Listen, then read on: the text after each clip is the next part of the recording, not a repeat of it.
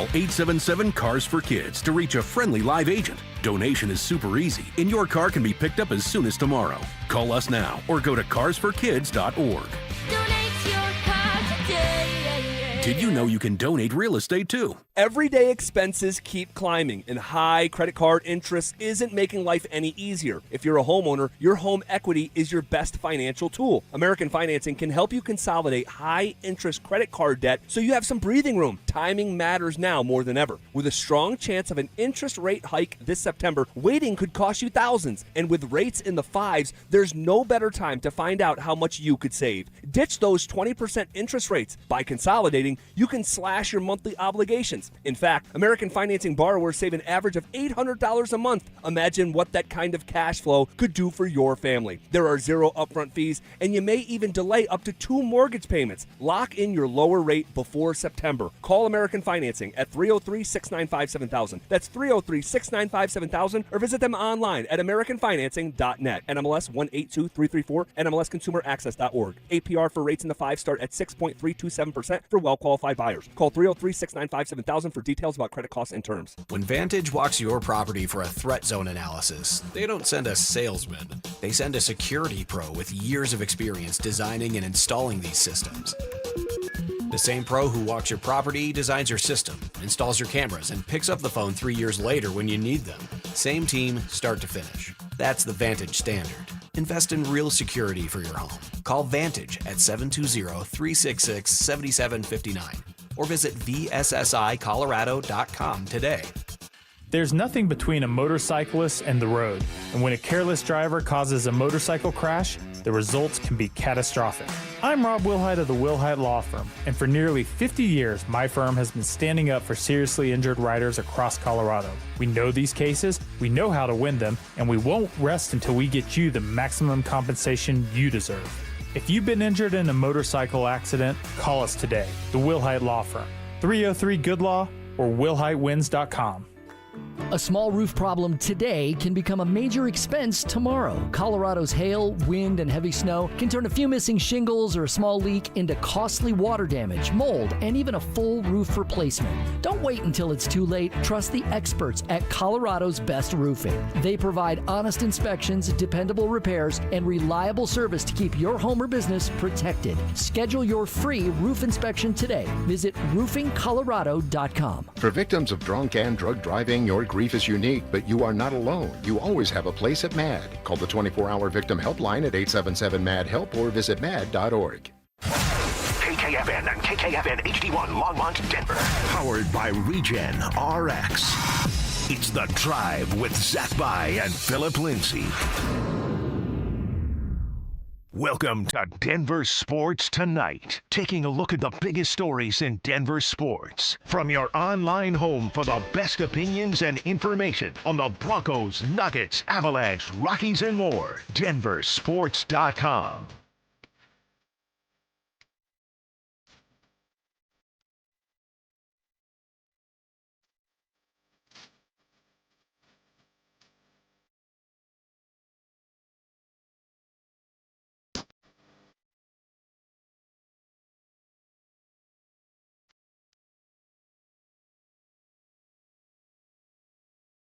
Six o'clock straight up. What's up, everyone? Denver Sports Tonight, right here on the ever powerful Denver Sports 104.3 The Fan. You know, I just got back from vacation. I get to see Dante for the first time in a while. Going to the Bronco game tomorrow night to cover that for us here at Denver Sports. I'm like, okay, you know, we'll get into this Stidham, Ellinger debate. We'll get into this Jade Barron conversation. Red Murdoch, the guys I mentioned there at the end of the drive. All football on the mind, right? All football on the mind. And then yesterday happens. Yesterday evening in particular happens. As the news comes across the timeline, as I told the drive at the end of their program, I'm leaving Costco with my girlfriend. And she's like, Peyton Watson just got traded. And I was like, what? Like, there's no disrespect to my girlfriend. Like, she knows ball. Like, she really does. Is she going to appreciate that? No, she'll laugh at it probably. But, like, that's how she said it, too. And, like, I'm, like, driving. I'm like, gosh, I just spent all this money at Costco. Like, you know, she wants to go out to eat still, and we just went to Costco. And that's why you get the pizza there. Yeah, but as I just told you, I gouged myself in New York City, and I ate probably about 10,000 calories in the span of 72 hours, so I'm trying to be a little bit healthier. But anyway, so she tells me that. I'm like, what? Like, let me see that, right? Like, my phone where we're at doesn't get service. And there it is. I'm like, is this Scams Charania? Is this Shams Charania? Is this one of these fake aggregate accounts? Because, like, there have been times when she'll, like, tell me something, right? And it's like, hey, this happened. And it's like, no, honey, like, that's She got filled. That's what we call she it got on the filled, drive. right? Yeah, a fake account. Oh, Facebook. You found it on Facebook. Let's make sure to fact check that. But it's the real thing. And reality kind of sets in. And it's funny. I'm like, because I'm driving. I'm like, can you please read me what the text? She's like, the graphic or, like, the text? I'm like, everything. And she keeps reading and reading and reading, and I'm just waiting to see what the Nuggets get in return. And it's a first-round pick and a second-round pick, and that's it. Which is not surprising, understanding where this Denver Nuggets team was as it pertains to the salary cap and the second apron and all the ramifications that kind of come with that. But the initial kind of reaction is like, that's it? Really? And I'm not sure how much you and I have talked about Payton Watson together over the air. And I'd encourage everyone out there listening, if you want some additional conversation on the Payton Watson dynamic, to check out the Shapiro and Piro digital show on the Denver Sports YouTube channel. You could also check it out on X and Facebook on the Denver Sports pages. But Jake and I did an emergency show last night, as well as a follow-up program today. So you got about an hour's worth of conversation involving Payton Watson if you want some just additional context and takes on it, right?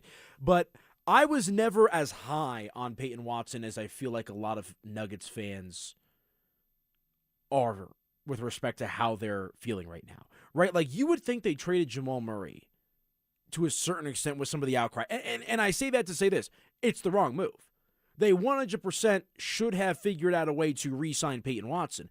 But the outcry from the fan base, like, if you're a part of Nuggets Twitter, you know what I'm talking about. I'm sure the Nuggets Facebook groups are the same way. Heck, I can even tell you on the Denver Sports accounts. I run the social for us here. People are lighting up the Nuggets in the comment section.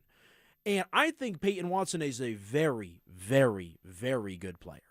And I understand, like, there's some people that were comparing, not necessarily Nuggets fans, and even a couple, like, it's like a Linsanity run for Payton Watson with respect to what we saw from him through that about 20-game sample size in the regular season, right? But I'll go back to what I just told Zach at the end of the drive. 23 years old, don't know what the ceiling is, plugs a lot of your holes, has improved year after year after year after year. Payton Watson was, I can't say is anymore, was the Nuggets' last and best chance, most likely, to draft and develop an all-star caliber player. And when I say all-star caliber player alongside Nikola Jokic and Jamal Murray, I'm not sure. Heck, I don't know if Payton Watson, I don't really think he's ever going to become an all-star. But you know what I do know? I think he's going to be a very quality starter for the rest of his career. And the fact that he's 23 years old and you ship him out for a bag of peanuts after a season in which you failed miserably and fell on your face, and you have devolved before our eyes since winning your championship, your first and only championship in franchise history, it is a tough, tough pill to swallow. And the other thing I'd add is, I don't know if I could hate the Nuggets for making the decision. Really? Because here's the thing, and I shared this take, and I got some flack for it, at Media by AP, if you want to chime in. Does re-signing Payton Watson actually do anything for the Nuggets and their championship aspirations? Makes you a better team? Makes you better 100%. Team. Makes you better. But do you think if they re-sign Payton Watson, they have a what percentage chance do the Nuggets have to win a championship if they re-sign Payton Watson? If they re-sign, I don't know, 5 to 10. Right. And so you let him go and you're at what, 0, 1, 2? Maybe you're at so 3 to 7. And let me just spin this 1 second further, because I know that's kind of a crazy take in the heat of the moment of this reaction to Payton Watson. The move is not surprising. It's the steps of how we got to this point, right? Like the Nuggets window and the process of getting to this point. I feel like the emotion that Nuggets fans are showing around Payton Watson obviously has to do with letting Payton Watson go, but it's more so a reflection of this team devolving and falling short and failing Nikola Jokic. See, I see it just a little bit different than that. I think Watson was going to be a huge part of this team going forward. He represents everything that's not on this Nuggets team: youth, athleticism, being able to take the ball off the dribble and go to the hoop, get free throws. there's just a lack of athleticism on this team. And there was a lack of athleticism on this team a year ago, and you just got less athletic. So to me, I couldn't disagree more. I think this is a gut punch for this Nuggets roster. Oh, it's and a you gut mentioned that based on the Twitter reactions and online reaction, you would have thought they traded Jamal Murray. They would have been better off trading Jamal Murray. I think Payton Watson's going to be a better player, a better basketball player all around, offensive and defense combined, for the next 5 years than Jamal Murray will be. And guess what? He's making half of what Jamal Murray's making. And instead you have to get stuck with that contract, get stuck with the Aaron Gordon contract. And you mentioned the steps that led up to this. It is those moves. It's the Murray extension. It's the Gordon extension. It's the Christian Brown extension.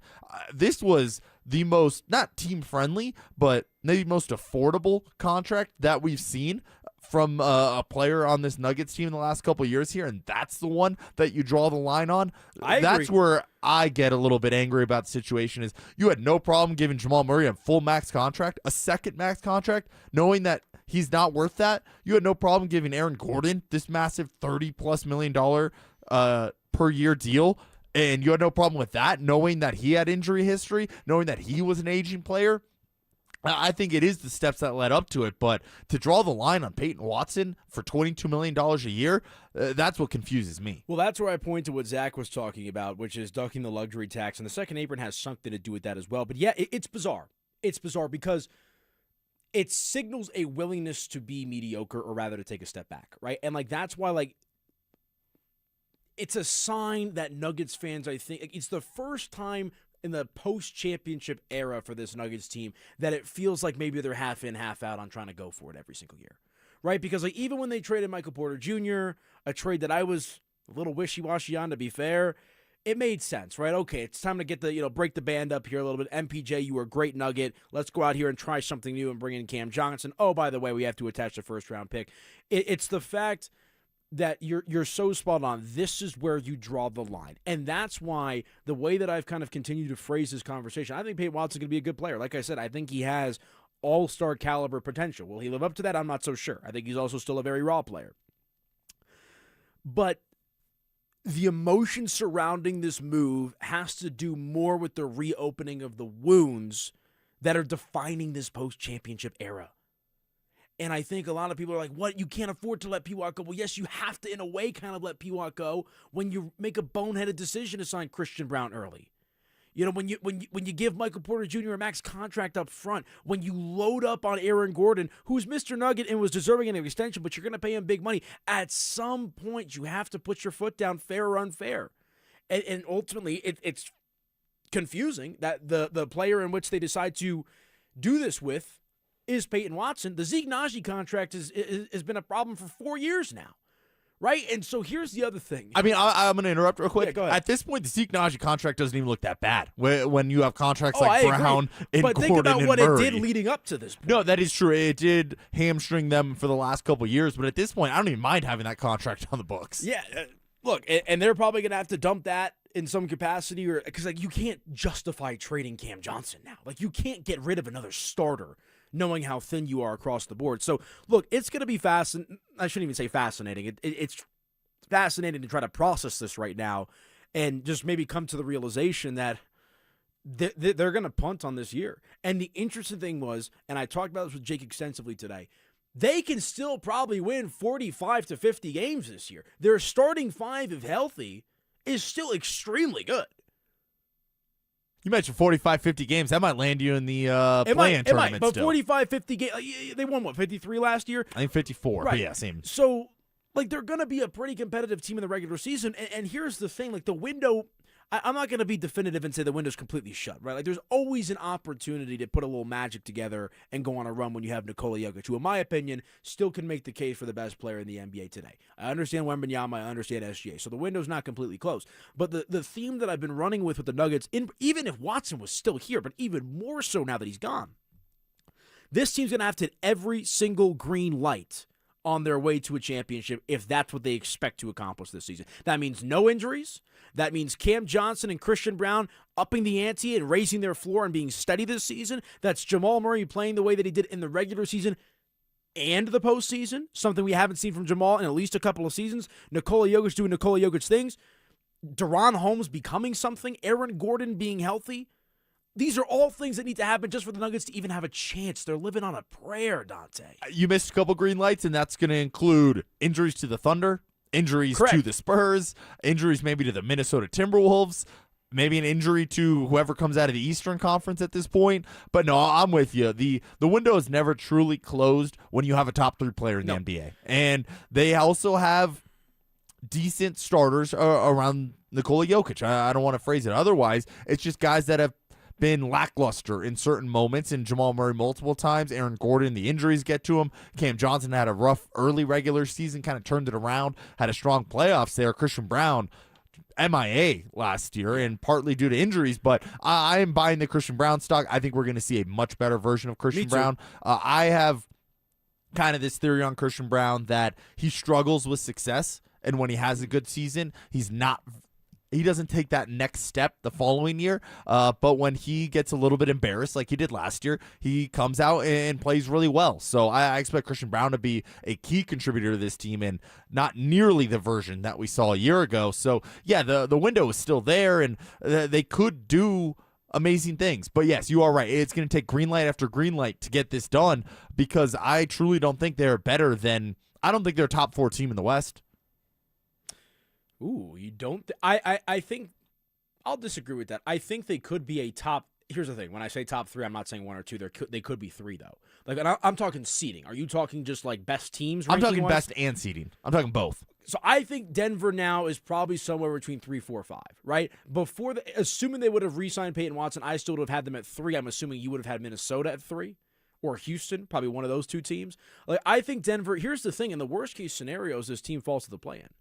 With Nikola Jokic, playing in a contract year, like that's a real situation that Nuggets fans are going to have to stare in the face here. And look, I think there's a real situation they don't make the playoffs. Well, I'm not going to go that far.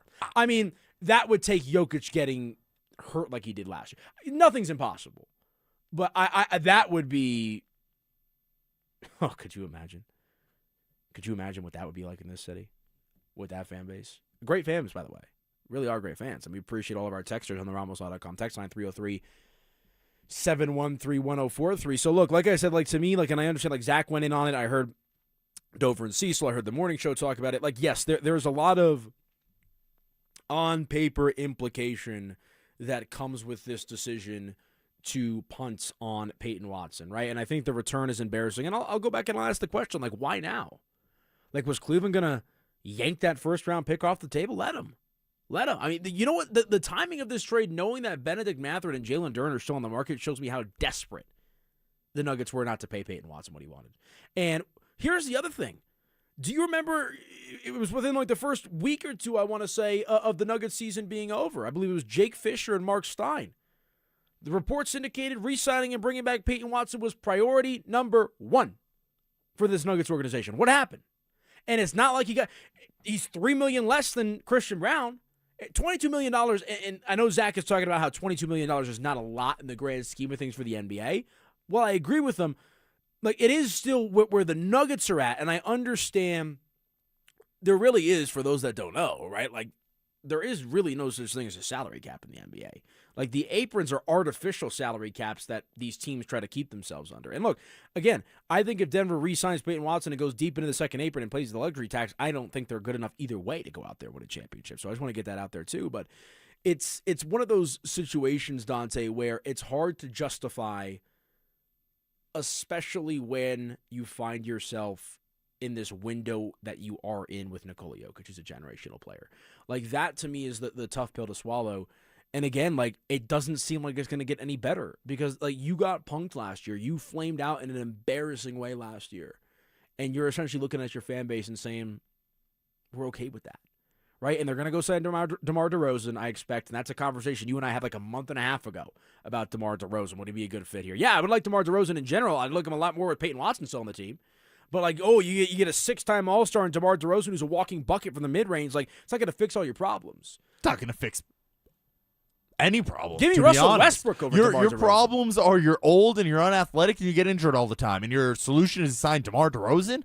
That makes no sense to me. Payton Watson, again, is the opposite of what this Nuggets team is. And what this Nuggets team needs is the youth, the athleticism, a guy that can go out and create a shot, a guy that can knock down shots. Look at his three-point numbers from last year. I get it was only 1 year of sample size, but it feels like that was pretty sustainable what he was doing there. I will say this. I think Cleveland's going to be really good next year. I'm excited to see what Payton Watson does for Cleveland. I think that's one of the better starting fives in the NBA now. Yeah, and I'm going in on the Nuggets because, again, to me, it's more so about the principle of not re-signing Payton Watson. And again, I think the jury is still very much out on who Payton Watson is going to be. I know there's a subsect of fans that think this guy is the next big thing in the NBA, right? A guy that can be an all-star, a Jalen Duren type of player. I'm not there. But if he goes out and goes 15-4-4, would you take that? Yeah, absolutely. You need it. Need it. For $22 million a year, with absolutely. Good defense on the other end of the court as well. Right. And so, and then there's the other side of it, too, where, there's a lot of fans that are, fine with it, and they understand it, right? And I have a hard time. I find myself in the middle, right? And I think Payton Watson is a very good player with a lot of upside that you probably should have kept, right? That's where I'm at. But again, to me, it speaks to a much larger theme with this Nuggets team, which is this thing has been off the rails for quite some time now as an organization. And you know what? I'm sure the fellas have talked about it here on the station. It all comes back to letting Tim Connelly walk, in my opinion, Dante.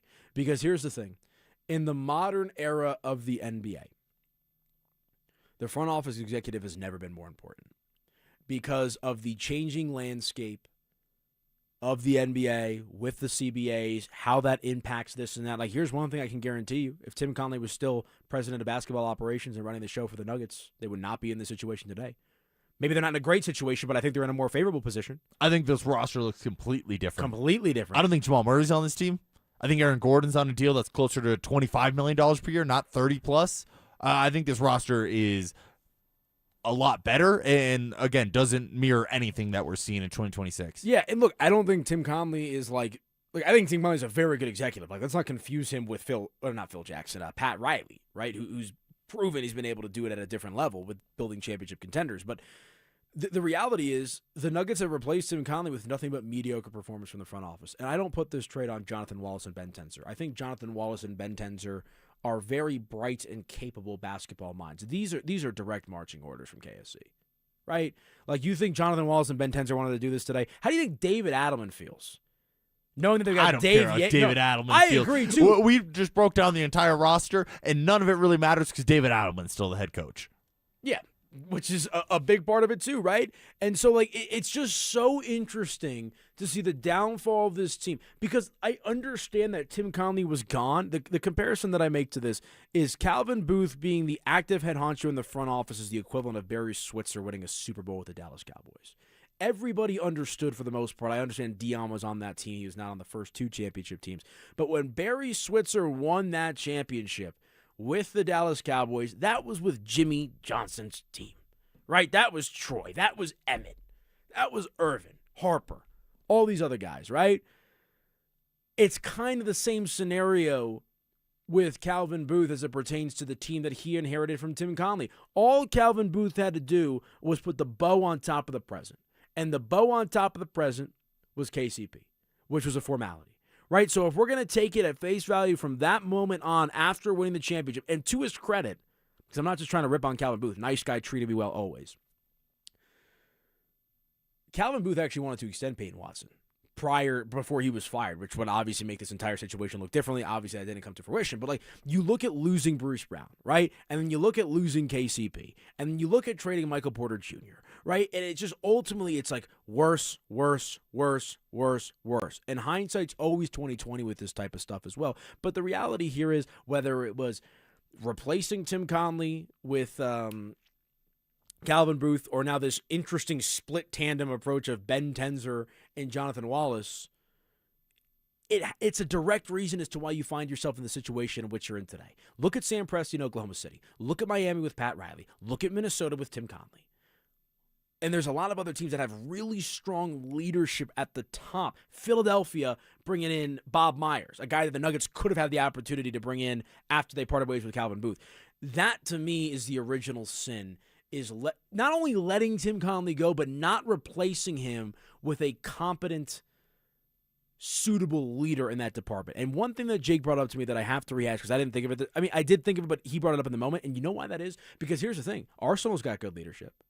The Rams got good leadership. The Avalanche, okay, like Chris McFarland, they didn't pony up for, but you feel confident with Joe Sakic. We all remember what sport Josh Kroenke played in college, right? Basketball. I think Josh Kroenke fancies himself as that savvy executive. This is a guy who joked about getting Executive of the Year award votes and this and that. But why do the Rams have a top-notch front office and head coach? Why do the Avalanche have a top-notch front office and a head coach? You could debate the head coach. Arsenal as well. And why don't the Nuggets get treated the same way? Why? It's Jackie Moon running the Flint Tropics over there. I'm the owner, so I'm also going to make the decisions because I think I know best. And it's hard to fault him because I've always said if I somehow came into unbelievable amounts of money, I would run my sports team like Jerry Jones does. I would be down there having press conferences. I would be the one wanting to make decisions. However, that's not what wins in modern day sports. No. It is far too competitive to be like, hey, we just have more money, so we're going to make it work like teams were in the 70s, 80s, and even probably 90s for the most part there. But in the modern day of sports, you need the best of the best as your executives and head coach, and the Nuggets are just not willing to go there with their executives or head coach for that matter. So I believe Sean McVay is the 5th highest paid coach in the NFL, right? And we obviously know what their front office setup is, making big trades for Myles Garrett. And I understand you have to operate within a salary cap in the NFL. But, like, here's the other thing. Would you rather have paid $22 million a year for Payton Watson or some of these other players that you've had to pay for over the years to keep this team together? Or would you rather pony up the money to pay Tim Conley half of that to stay? Right? And it's interesting when you look at it as, like, wealth distribution.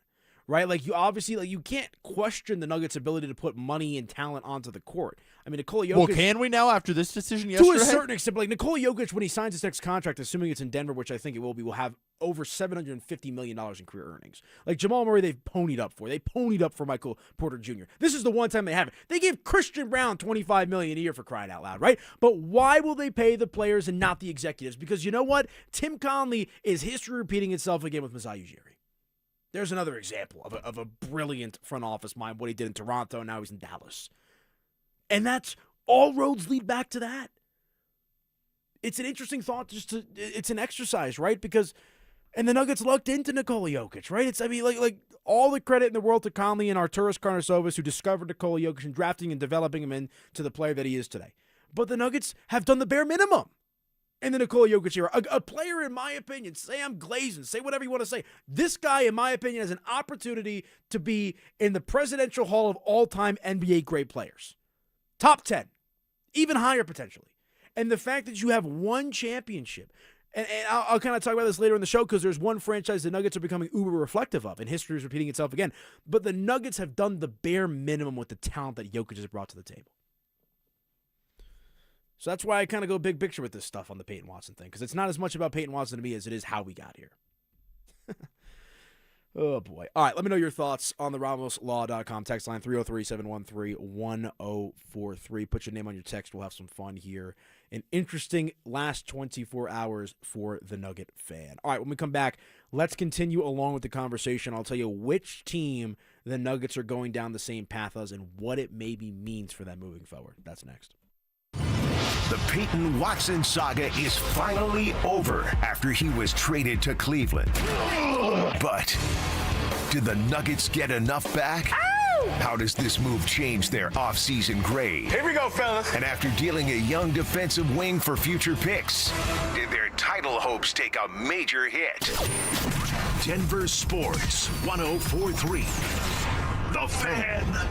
Men, if your energy is down, your workouts aren't producing results, you're gaining stubborn weight, losing muscle, sleeping poorly, or just not feeling like yourself anymore, it may be more than just aging. This is Jeff for the Rocky Mountain Men's Clinic. Our low T and body composition treatments are designed to help men regain energy, improve focus, sleep better, build lean muscle, reduce unwanted fat, and restore confidence both in and out of the gym. At the Rocky Mountain Men's Clinic, we specialize in helping men optimize their health, performance, and vitality using personalized medical treatments tailored tailored to your health and goals, many men begin noticing improvements in energy, mental clarity, recovery, motivation, libido, and overall body composition within just a few weeks. Your initial visit is just $99 and includes blood work, PSA and T-test, and a medical consult. And if you start on treatment the day of your appointment, your visit is free. Call 720-440-7900 or go to RockyMountainMen'sClinic.com. We have 5 offices across the Front Range to serve you. Featured therapies are compounded and have not been evaluated nor approved by the FDA. Provider prescription required. See website for details. At Applied Future Technologies, they use AI and automation to solve real business problems. How much time does your team lose to repetitive tasks, manual data entry, and searching through information? They build practical solutions around your organization's unique needs. Tools that organize and analyze information,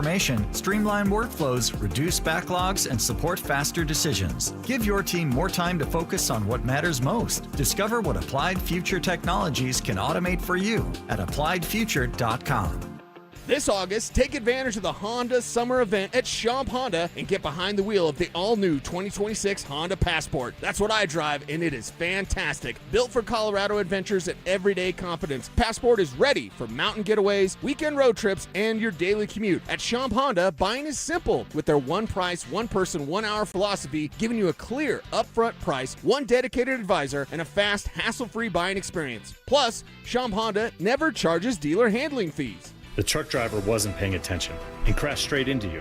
Now you're paying the price. You're looking at surgeries, missed work, and more. Call the truck crash lawyers at Berg Simpson Law Firm. Berg Simpson has been helping truck crash victims for 50 years. And with over $50 million recovered after truck crashes, our results speak for themselves. Call our team today and let us fight for every dollar you deserve. If you've been injured, call Berg Simpson for free now at 303-790-2525. BergSimpson.com. Good lawyers changing lives. Brandon Stokely here from my friends at Roller Auction. Do you have items you're looking to sell? Since 1976, Roller Auction has been conducting commercial and industrial auctions for Colorado government agencies, Fortune 500 companies, small business owners, secured creditors, individuals, and more. They have a large marketplace to showcase your assets, so don't wait. Visit RollerAuction.com for a free consultation and turn those items into some cold, hard cash. Again, go visit them at RollerAuction.com. That's RollerAuction.com.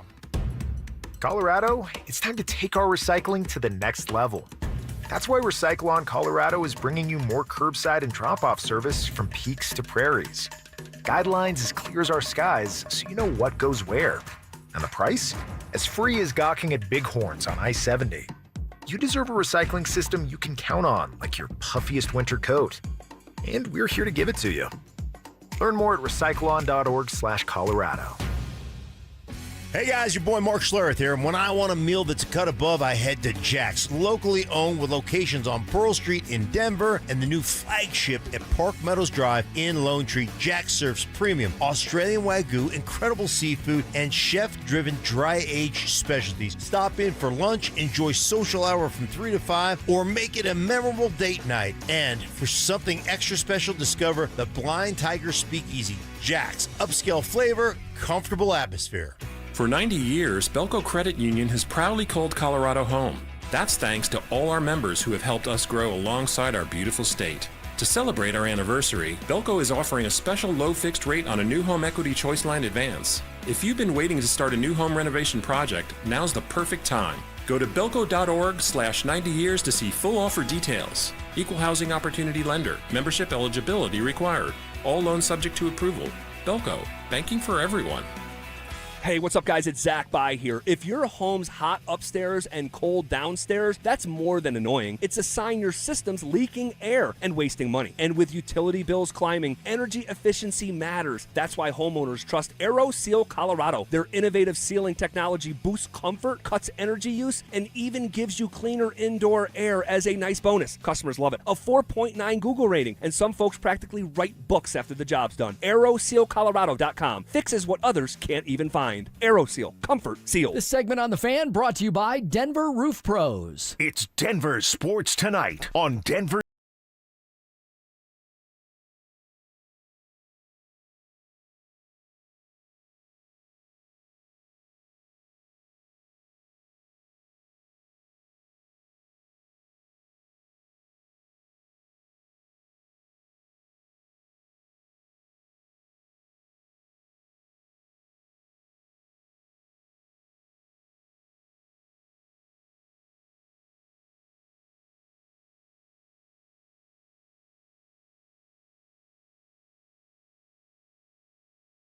The Dodgers are scrappy. Hunter Goodman on the IL, which stinks, but they're competing. Compete street, baby.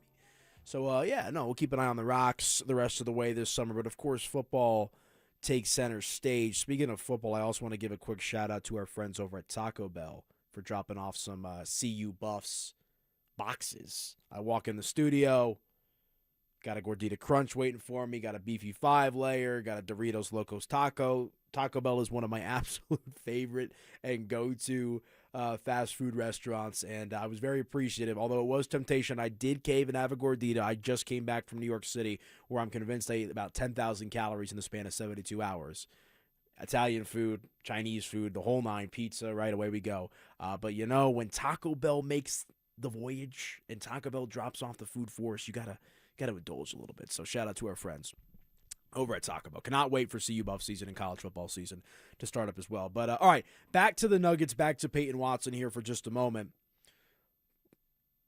I believe I've shared this take before as well. It's probably just been a while since I brought it up. The Nuggets are on a one-way ticket to following the Milwaukee Bucks, right? Where Milwaukee, Giannis Antetokounmpo kind of back in and luck into him and is an all-time great player.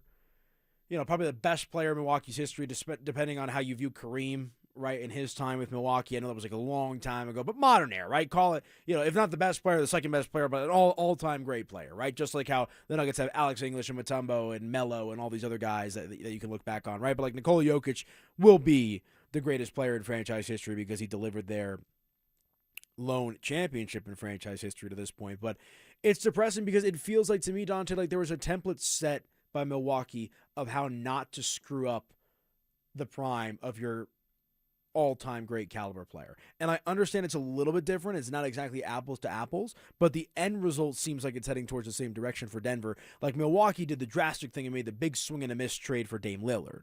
And obviously that backfired on them. Denver has not necessarily done that. They made a series of smaller moves, extending Christian Brown, trading away MPJ, right, and trying to get better around the edges. But regardless, it looks like Denver is heading down a similar path to Milwaukee. And I'm not saying that ends with Jokic leaving. Maybe it does. But it's falling short of expectations considering where those teams were at one point with their apex and trajectory. Yeah, Zach had a tease on the drive, which was the Nuggets are writing a how-to manual. And my take on it was, they're not writing the how-to. They're following the how-to manual that the Bucks just wrote over the last couple of years here. So I just don't get how you see the shortcomings of an organization so similar to yours. Not a lot of history of success. You luck into a generational talent, an easygoing generational talent at that, and you still manage to mess it up over and over. So I just don't get how they didn't learn from those mistakes that we saw in Milwaukee, and the rest of the country clowns Milwaukee for the way they handled the Giannis situation. And now it's no different than the Nuggets. The Nuggets might be in the same boat a year from now. Yeah, and it's disappointing. It really is. And, like, that's the thing is, like, these Jokic leaving Denver rumors aren't going to go anywhere. Like, I'm going to continue to take Nikola Jokic at his word. And, look, there's a scenario where Jokic signs the extension and then asks for a trade because he can guarantee his bag. But the other way that I've kind of spun this conversation, because, again, let me preface it by saying I think Nikola Jokic is re-signing with the Denver Nuggets. But let's play out the scenario that you threw out. I didn't go as drastic as missing the playoffs as you suggested, but let's just run with that. Or they're a play-in team, right? Like they've been what the Warriors have been the last couple of seasons, right? Are we at the point, if you're Nikola Jokic, that you've made enough money that you fall that short, that sharply, that maybe that thought of playing somewhere else starts to creep in the back of your head? Because that was one of the pieces of leverage, if you want to even call that, the Nuggets had. It's like Jokic still was making big bucks, right? Like he still had another contract to go. But you're looking at this as the potential last lucrative long-term deal for a guy that probably has, $350, $400+ million in the bank just off of his contracts, not including his endorsements. Does giving up X amount of $1 million a year become a little bit more easier to process if it means a shot at winning, knowing that things might be over and done with here in Denver? Like, I think the chief motivator outside of loyalty for Jokic to stay here, Dante, is the ability to become the highest paid player in NBA history, which can only happen here. You think he cares about that? Who doesn't? It's human nature. That's fair, but you're still getting a lot of money. And I feel like he could have re-upped 2 years ago. He could have re-upped again now. There was multiple chances for him to re-up. He makes more by waiting, though. Yeah, but you guarantee that money. I'm from Phoenix. I think he's making $70 a year if he signs this. I've seen Devin Booker. He's re-upped like every other year. Yeah. He just keeps signing these little 2-4-year extensions every time, and it's worked out pretty well for him. I'm pretty sure he's going to end up being a top 10 paid player of all time. He's already in the top 10 as currently constructed because I believe James Harden just entered into the 5th spot. He's made, I believe, with this new contract, or will make over $500 million for his NBA career. I believe Kevin Durant is 1, followed by LeBron James at 2, and then it's like, Steph Curry, James Harden, Book's up there. I'm not sure where Jokic was on the list, but yeah, just back to the whole Bucks kind of parallel. I mean, it's pretty frightening just knowing that it's like recent memory too, right? Like this just happened for Milwaukee. Like it's not like this was like the Bucks. And I understand the CBA is still relatively new and fresh, but it's not like this was Milwaukee last decade. Like this is a couple of seasons removed. Like the Nuggets won the championship the year after Milwaukee. It's bizarre. And you mentioned Milwaukee and the big swing and a miss they took trying to trade for Damian Lillard. Do the Nuggets have to resort to that a year from now? At least they tried. Well, that's my point. A year from now, if it doesn't go well this year, it's like, hey, we got to blow this up and take a big swing. Maybe it works out better, but I'm almost surprised they haven't taken that big swing. It's been the marginal moves outside of maybe the MPJ move, if you want to call that a bigger splash there. Yeah. But all the other moves have been very on the outside and not really impacting this core. I think you got to start discussing, I don't think this core should be the core moving forward. Yeah, no, I'm with you, man. And again, like it just feels like this Nuggets team is stuck in this weird purgatory, right? Because if we're just looking at modern instances of teams, for lack of a better phrase, going all in the new iteration of the CBA, and even in the past, right? Like, didn't work out for Phoenix. Phoenix tried something similar. Didn't work out for Milwaukee when they took the big swing for Dame Lillard. And you go back, because Golden State won that last championship in 2022. That was right before the CBA kicked in and kind of took place, right? So they were able to trade out some of their players. They win another championship, away we go.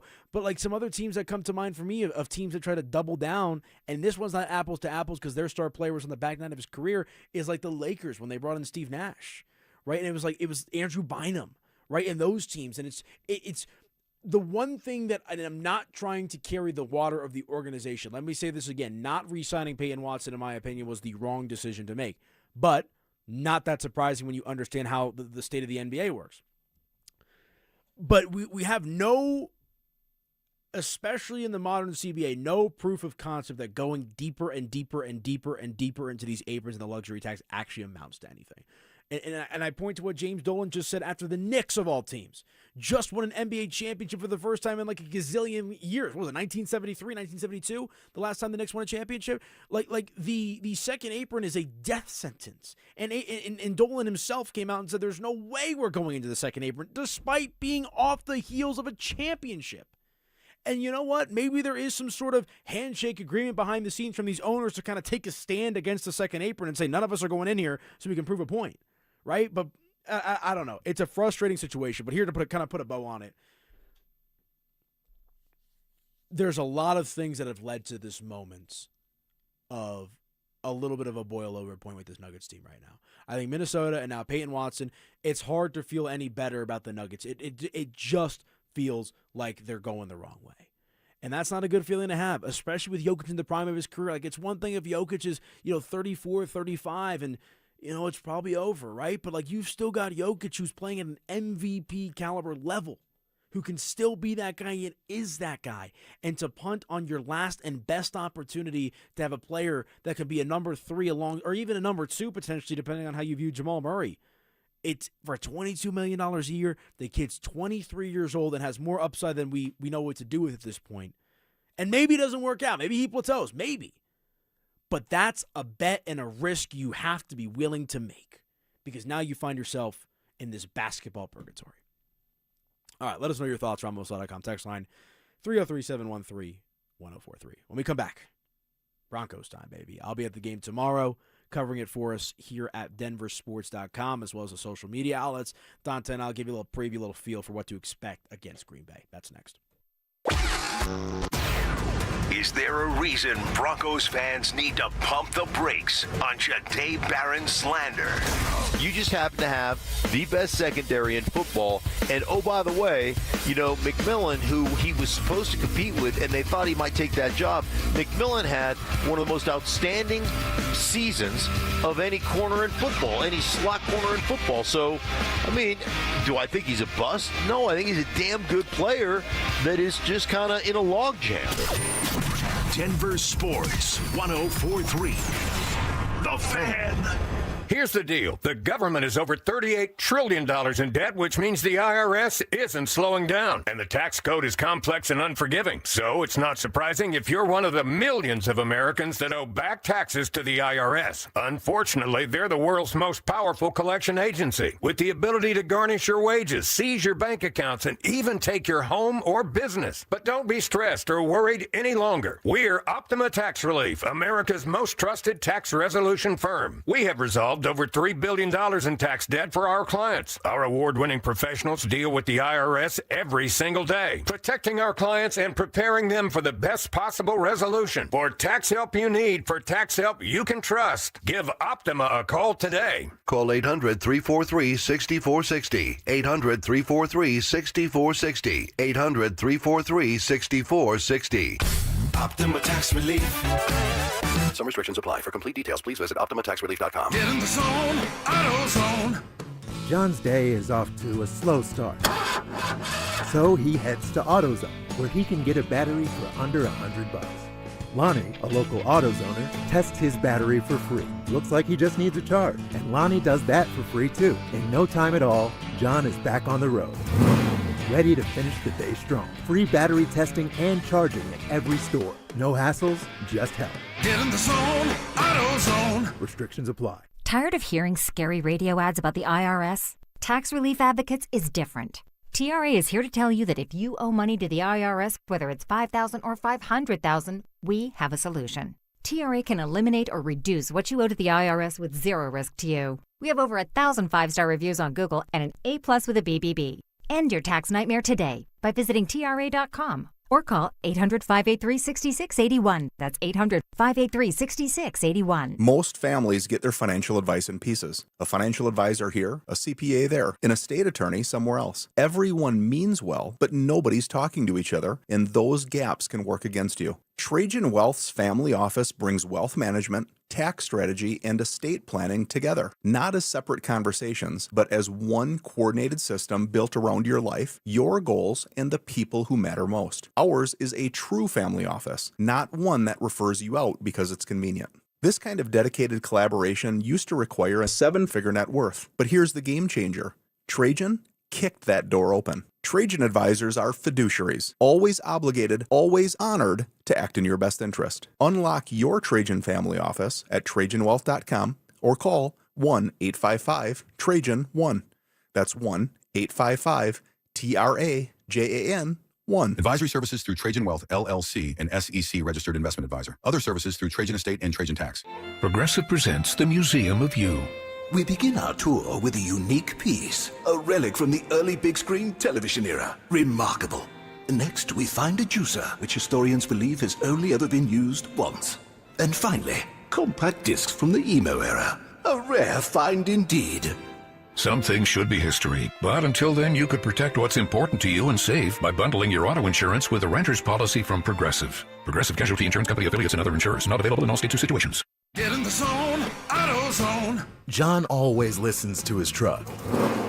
So when his brakes start talking, he goes to AutoZone, where a helpful AutoZoner gets him the right parts. If John has time to put them in, he borrows a kit with Loan-A-Tool.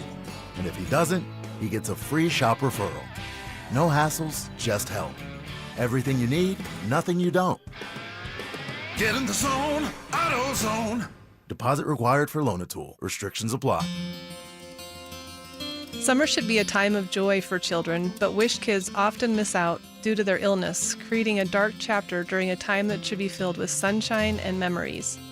A wish from Make-A-Wish Colorado can change everything for these children, giving them the strength and hope they need to persevere in their fight against critical illness.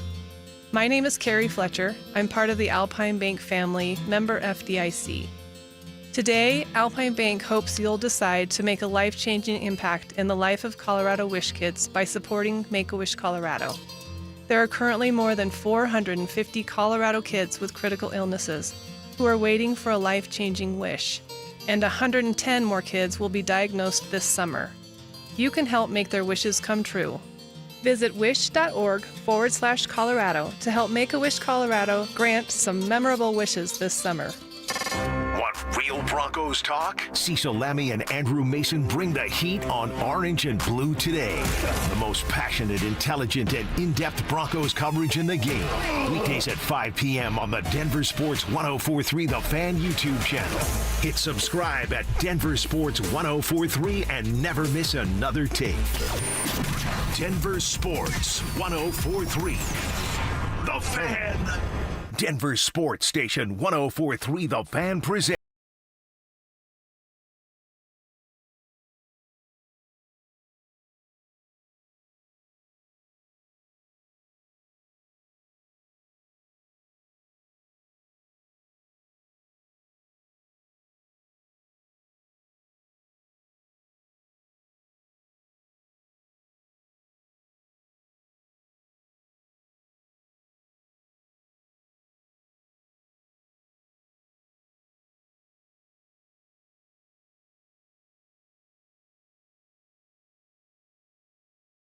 From the big fella. So there you go, some initial reaction from Nikola Jokic about the trade with Payton Watson. So we'll see what happens there. But okay, Dante, let's talk a little Denver Broncos here, man. I am fired up to be at the game tomorrow night. Obviously, we'll get a little dose of Bo Nix early in this game. The question is, how much will Bo play? Look, there's a couple of different things that I've got my eye on, right? Obviously, with Bo, I think this first one to me is more of just a formality. Like, let's just see him roll outside the pocket and look good and feel confident with the ankle. And I think that's just always going to be something in the backs of Broncos country's mind with Bo Nix, especially coming off of that injury. So that's first and foremost, but again, that's a formality. I am very curious to see how the process goes with him and Davis Webb exchanging play calls and kind of digesting that for Bo. I think that'll be good. Bo had a really good quote earlier this week about how, maybe Davis keeps things a little bit more fun, a little bit more loose than Sean does, not taking a jab at Sean or anything like that, but it's just a little bit different coming from Davis as opposed to Sean, so we'll keep an eye on that. And here's the other thing, and I'm curious to get your opinion on this too. Bo Nix last year, it's not like Bo Nix was getting out to rocket start after rocket start after rocket start in a lot of these games. Bo Nix was his best when he needed to be, which was late in the third quarter, second half, fourth quarter, game-winning drives, putting your team in a position to win. I got to be honest with you. Bo Nix can go out there and go 10 for 10 in a touchdown. He can go 1 for 10 with hopefully not an interception, but not great. I'm not really sure if this game is going to impact my feeling about Bo Nix one way or the other entering into this season. I mean, it's not going to impact my feeling about him going forward, but I certainly don't want to see 1 for 10. That would concern me a little bit. And he looked great in the final day of training camp, at least the final day that media was available to be out there yesterday. And he looked at his best, no surprise to anyone, when it was the hurry-up offense, and it was get up there and go, go, go. So I'm excited to see how he comes out starting the game because he won't really have the opportunity to go in a hurry-up offense. I don't think they're going to do that in the first quarter of Friday's game, and I would be surprised if he plays in anything past the first quarter of the game. So I want to see how he looks from the pocket, in system, in just, what am I trying to say, in rhythm. And because that's where I have had the most questions about him. So I want to see how he looks in rhythm versus trying to make a play outside the pocket because I know he's incredible at doing that. I think the next step is being able to dissect a team from the pocket. Yeah, I'm with you. And ultimately, there's, for the starting caliber players, the Bows, the Cortlands, right, the Troys, the Pats, there's really not much the preseason can do for me at this point. To me, this is more interesting about guys like Red Murdoch. This is interesting about guys like Jahdae Barron, right? Guys that are fighting for playing time and fighting for roles on this team. Tyler Onyedem, among some other guys. I think we understand, especially when you have the level of continuity that the Broncos are running it back with this season. Jonah Coleman's another guy, right? There's not much more I need to see from this starting offense or starting defense in the preseason, right? To me, it's going to be about getting out to a hot start, going into Arrowhead and upsetting the Chiefs in week 1. And the reason I say upsetting is because the Broncos, I just checked the other day, are still currently a betting underdog, which is crazy to me. all things considered. But it's actually the biggest underdog they are all season. Yeah, it's crazy because there's so many big favorites, or just favorites in general. Like I'm kind of like looking through the board. I'm like, which of these lines doesn't make sense? Denver against Kansas City. Like at least a pick. But yeah, Denver I believe is still a 3.5 point underdog in that matchup. So that's my whole thing, man. Is stay healthy, get out there. Let's see what happens with Jonah Coleman. Let's see what happens with Jade. And obviously the backup quarterback battle, which I think is like I understand it's quarterback, and I understand it's so fun to talk about the quarterback position. Guys, it doesn't matter if it's Sam Ehlinger or Jared Stidham. If Bo Nix goes down, they're cooked. They're cooked, and you're going to say, oh, well, Jared Stidham can come in a pinch and win you a game.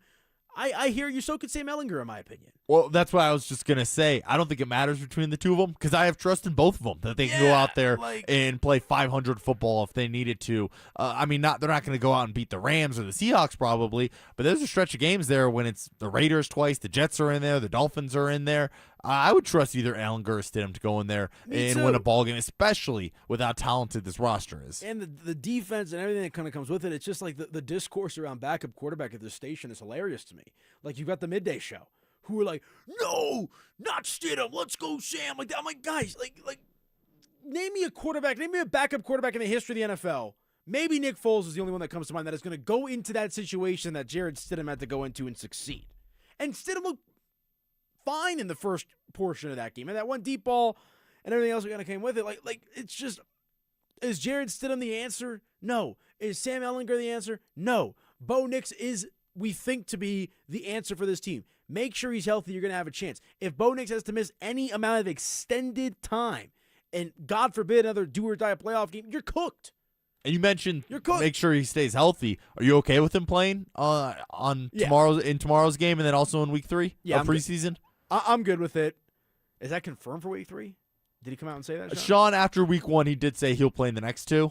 Okay. He didn't say to what extent, I guess, and that could obviously change depending on how he looks in week 2, but he did say he was going to play in the next 2. Yeah, I'm fine with it. Look, Sean Payton is very big on the callousing of the players leading up to the start of the season, so I think it makes sense. I also think it's good for Bo to just go out there and test the ankle a little bit, just coming off the injury, right? See what happens with Jalen Waddle if he's in the mix at all, and what that may or may not look like. Obviously, there's a lot of people talking about the beautiful pass that Bo threw to Jalen Waddle in practice earlier this week with Pat Surtain in coverage, so we're excited to see that.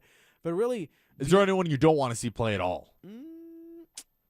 Like, I'm okay with J.K. Dobbins not taking a single snap. J.K. Dobbins I'm good with. Like, keep J.K. in bubble wrap, right? Maybe Waddle, just based on the injury that he had to already miss some practices with. I would probably just throw Court in that mix just because Court has been so steady for this organization for so long that it's like, what possibly could a preseason game do? What do you have, 40 yards on 3 catches in the first preseason game too as well, I believe? So, yeah, J.K., Court, Waddle. I'm trying to think. I want to see Coleman. RJ, I think, deserves a little run, but I think Pat Surtain could be a conversation. He's already proved enough to me, honestly, but I wouldn't mind seeing him go out there still. I don't know if I need to see Riley Moss at this point.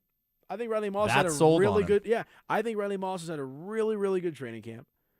And I think Riley Moss is a really good player in general. Like, if he cleans up the penalties, he's a lot better than people give him credit for, right? So, again, I feel honestly, and here's another one. I don't know how much I need to see really of Alex Singleton or Justin Sternad. And I say that simply because the depth behind those two at that position is so thin. Preserve your linebacker health. So we'll see. I don't really think the end score means anything to me one way or the other. To be honest with you, this game doesn't really mean much to me. It means a lot to these fringe roster guys and these guys that are battling for roles. But when it comes to, is there anything we could see in this preseason game that will alter the trajectory for the Broncos this season? I'm sure there's some small things around the edges, but ultimately we know what needs to be done come week 1 in Kansas City. How many points did they score in the first half? Ooh, go 17. Oh, 2 tutties and a field goal? 2 tutties and a field goal. We'll let it rip. I think Bo takes a deep shot at some point. I'll go with 13. I like it. All right, we'll see. I'll be down at the stadium tomorrow. Zach and Phil, morning show, midday show, have you covered as well. For Dante Gomez, I'm Anilo Piro, DST on the Fan. Peace, y'all.